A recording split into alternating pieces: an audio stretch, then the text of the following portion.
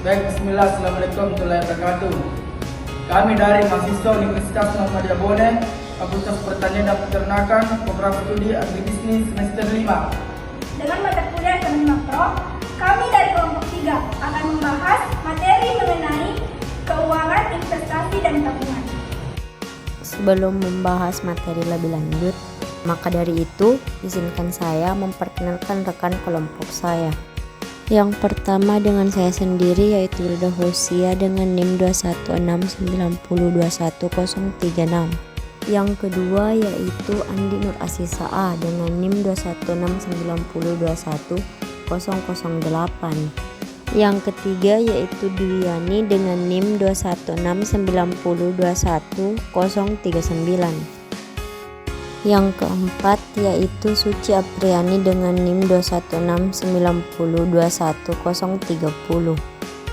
Yang kelima yaitu Fikri Haikal dengan NIM 21690211015. Yang keenam yaitu Fitra dengan NIM 21690211014. Yang ketujuh yaitu Sopyang dengan NIM 21690211029. Yang terakhir Yusri dengan NIM 21690211037.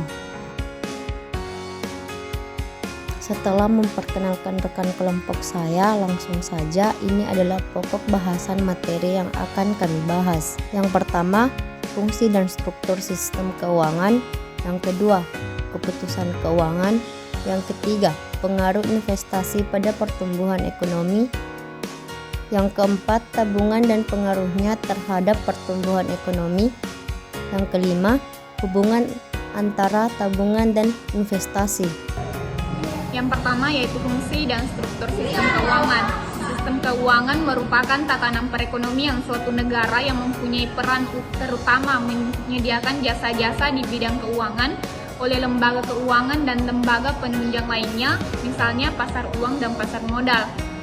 Selanjutnya yaitu saya akan menjelaskan tentang fungsi keuangan. Fungsi keuangan ada 7, yaitu yang pertama fungsi tabungan. Fungsi tabungan di sini yaitu menyediakan tabungan untuk menghimpun dana masyarakat. Yang kedua, fungsi penyimpanan kekayaan, yaitu menyediakan instrumen penyimpan kekayaan masa kini untuk kebutuhan masa depan tanpa mengurangi nilainya. Yang ketiga yaitu fungsi likuiditas, yaitu kekayaan yang disimpan melalui sistem keuangan dapat dicairkan dengan mudah. Yang keempat yaitu fungsi kredit. Di sini fungsi kredit yaitu menyediakan dana kredit untuk membiayai kebutuhan konsumsi dan investasi.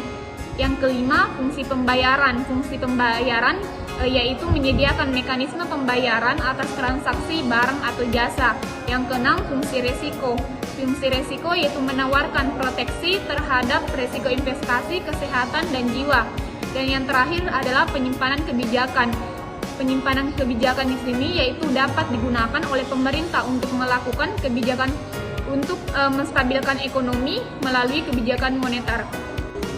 Adapun yang kedua yaitu mengenai struktur sistem keuangan. Secara teoritis, struktur sistem keuangan atau financial system terdiri atas 2 komponen, yaitu financial market atau pasar modal dan financial intermediaries atau lembaga intermediasi keuangan. Para pakar memiliki pandangan berbeda mengenai struktur sistem keuangan terhadap kinerja sistem keuangan dalam menjalankan fungsi-fungsinya. Terdapat 2 pandangan utama yang saling bertolak belakang. Yang pertama, pandangan meyakini bahwa struktur sistem keuangan memiliki pengaruh signifikan terhadap kinerja sistem keuangan. Pandangan yang kedua yaitu meyakini bahwa struktur sistem keuangan tidak menentukan kinerja pada sistem keuangan. Selanjutnya yaitu keputusan keuangan. Pengambilan keputusan memegang peranan penting dalam teori akuntansi, karena tujuan akuntansi yaitu menghasilkan informasi yang berguna bagi pengambilan keputusan. Manajer yang bertindak sebagai pengambilan keputusan demi kepentingan perusahaan akan menghasilkan keputusan terbaik berdasarkan informasi yang tersedia bagi mereka.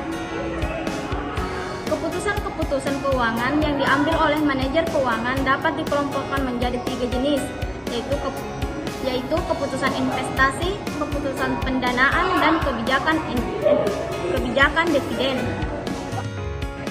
Adapun 3 jenis keputusan yaitu keputusan investasi, keputusan pendanaan, dan kebijakan dividen. Keputusan investasi akan tercermin dalam sisi aktivitas perubahan, sebaliknya keputusan pendanaan dan kebijakan dividen akan tercermin dalam sisi sifat perusahaan. Keputusan investasi akan mengakibatkan perusahaan memiliki aktiva real seperti tanah, gedung, mesin, merek, dagang, dan sebagainya. Keputusan pendanaan akan mengakibatkan perusahaan menerbitkan aktiva finansial berupa surat berharga, yaitu selembar kertas yang memiliki nilai pasar karena memiliki hak untuk mendapatkan penghasilan seperti saham dan obligasi. Kebijakan dividen merujuk pada keputusan perusahaan terhadap laba yang diperoleh. Baik, selanjutnya pengaruh investasi pada pertumbuhan ekonomi. Pembangunan ekonomi memerlukan dukungan investasi, juga merupakan salah satu sumber utama pertumbuhan ekonomi. Kegiatan penanaman modal menghasilkan investasi, uang akan terus menambah stok modal atau capital stock. Peningkatan stok modal akan meningkatkan produktivitas serta kapasitas dan kualitas produksi. Uang pada gilirannya dapat mendorong pertumbuhan ekonomi dan meningkatkan penyerapan tenaga kerja. Tabungan dan pengaruhnya terhadap pertumbuhan ekonomi. Tabungan merupakan faktor penting dalam menentukan pertumbuhan ekonomi. Jika tingkat tabungan masyarakat itu tinggi, maka dana yang tersimpan akan meningkat pula. Dana tersebut dapat dialokasikan untuk meningkatkan pertumbuhan ekonomi melalui penanaman modal atau investasi. Baik, selanjutnya yaitu menurut Keynes, tabungan ditentukan oleh tingkat pendapatan saat ini dalam kurun current income. Tingginya tingkat tabungan rumah tangga tergantung pada besarnya pendapatan yang siap dibelanjakan. Hasrat menabung dari pendapatan yang siap dibelanjakan tersebut akan meningkat sesuai dengan tingkat pendapatan. Hubungan antara tabungan dan investasi. Tabungan dan investasi merupakan sesuatu yang memiliki esensi yang sama, tapi merupakan dua hal yang berbeda.